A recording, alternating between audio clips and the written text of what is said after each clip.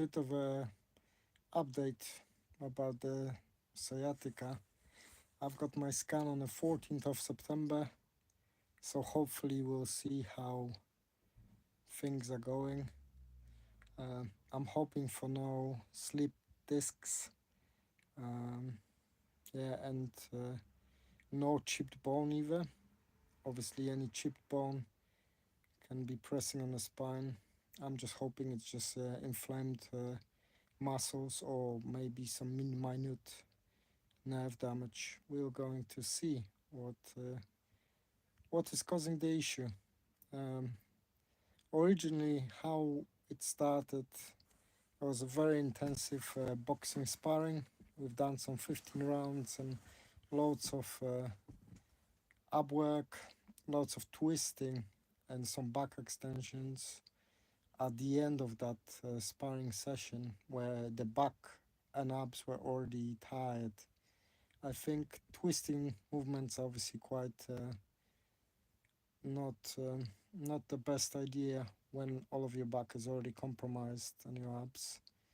And as I was walking home, every step I took, my bag started feeling heavier and heavier and heavier with every step.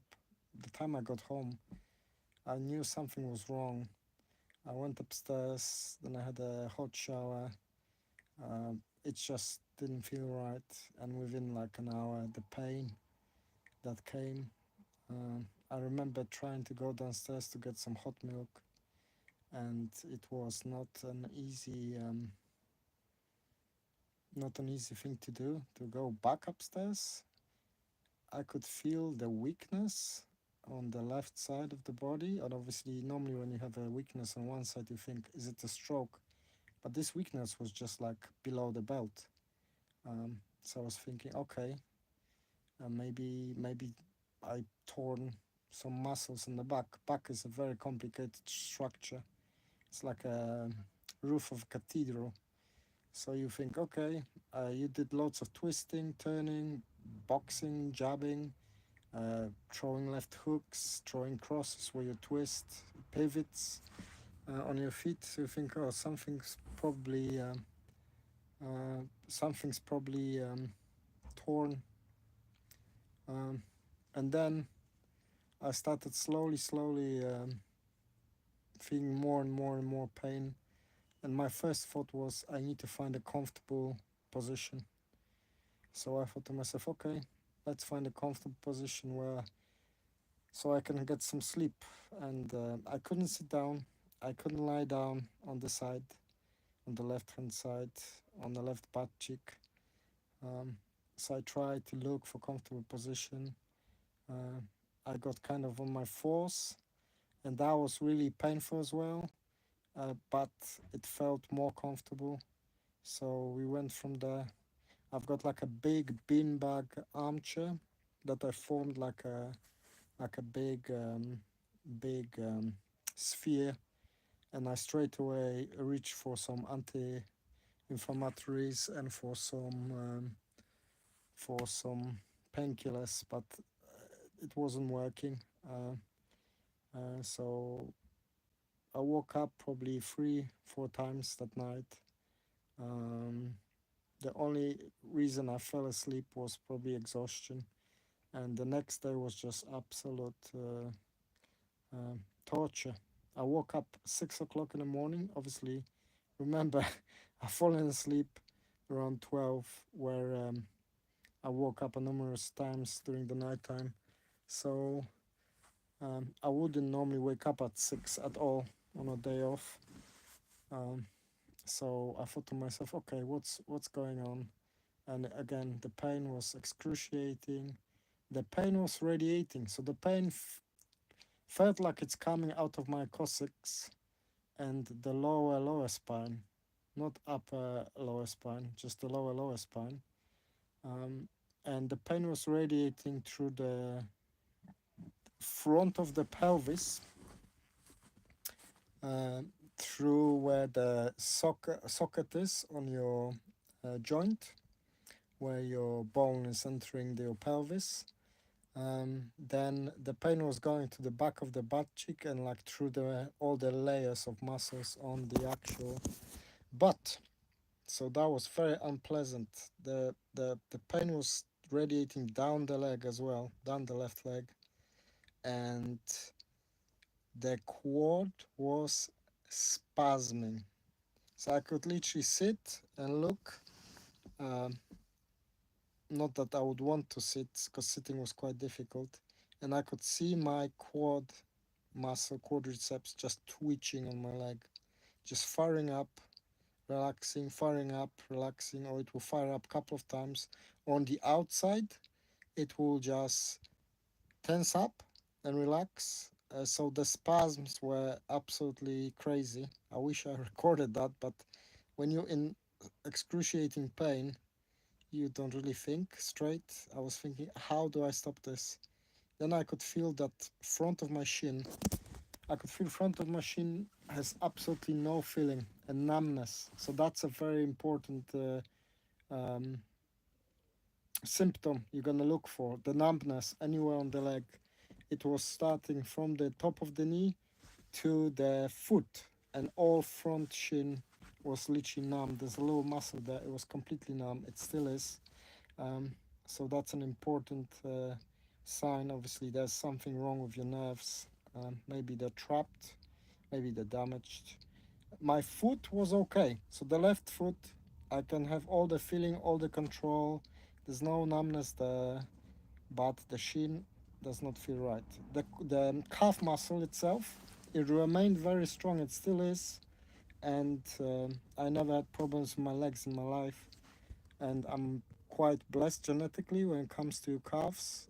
So my calves are very strong and very big as well. Um, so that stayed strong, but the hamstring felt pain. The butt cheek super weak and in pain, and the quad spasming and weak.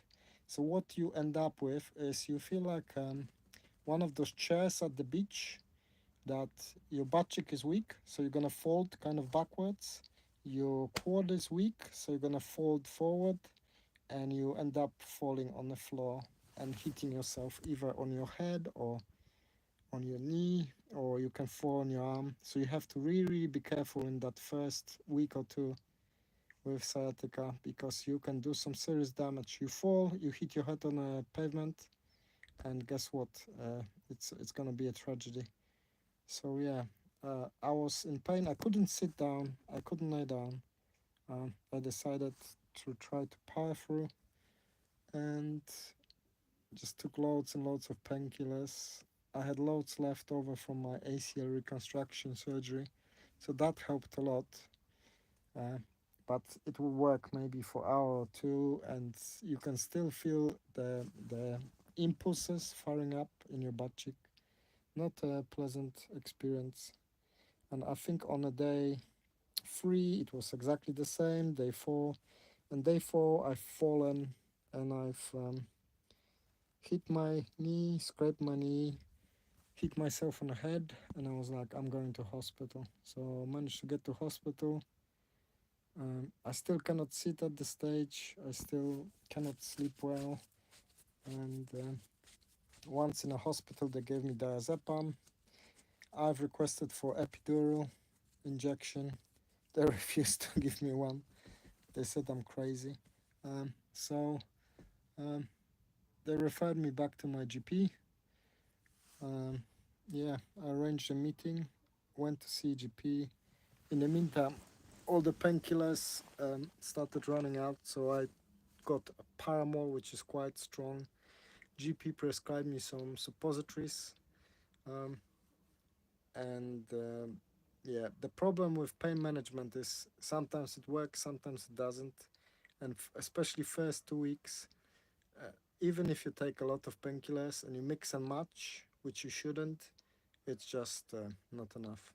You will feel those nerves firing up the whole butt cheek. The biggest problem is always finding a comfortable position to get some rest, even if it's not sleep.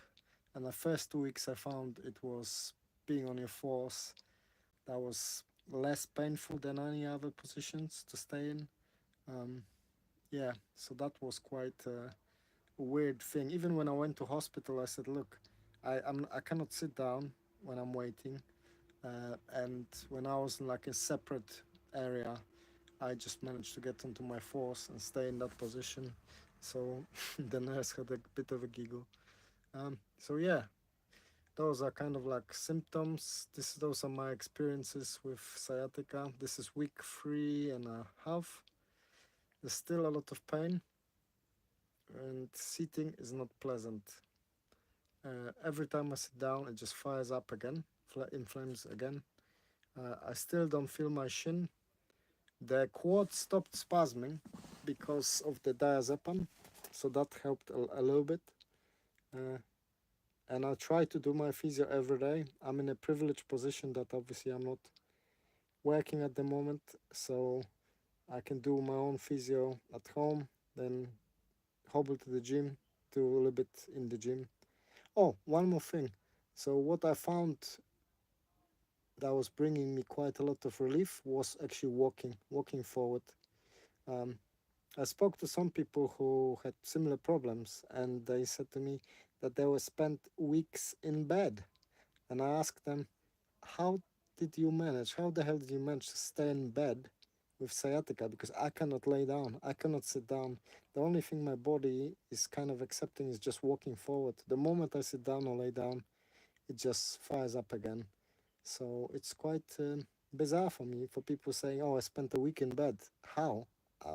It was so painful, I just could not lay down on back, on the side, on stomach. Every time I would straighten out the leg, it would just fire up. So not good.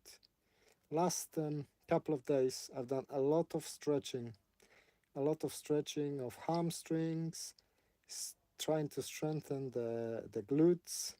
Um, you know, in on a leg press in a gym, because of my ACL reconstruction.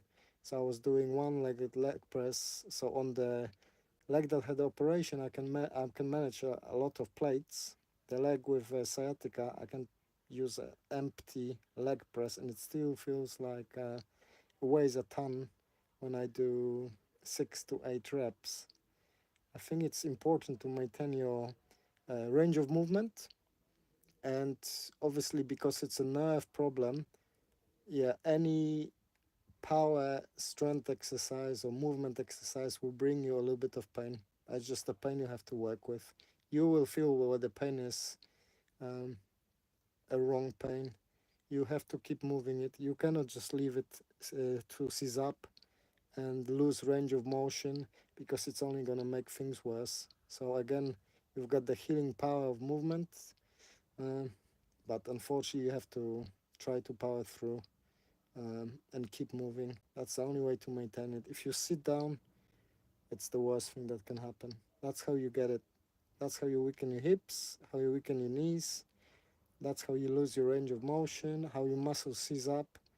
Sitting down, if you can sit down, is not an option. Yeah. So those are my experiences for now. We'll look forward to the scan, and we'll see how things go from there. Hopefully, hopefully there's some reduction in pain. Pain management could be better. I'll try to get some more suppositories for this week and more painkillers, and we go from there.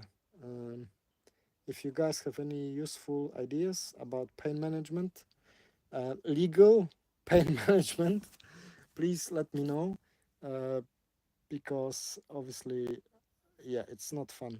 Um, you can write it in your comments. You can message me. Uh, any pain management techniques that haven't been mentioned, let me know, because yeah, pain is the name of the game for now. All right, that'll be it for now. Look after yourselves, keep moving, and remember, believe in healing power of the movement.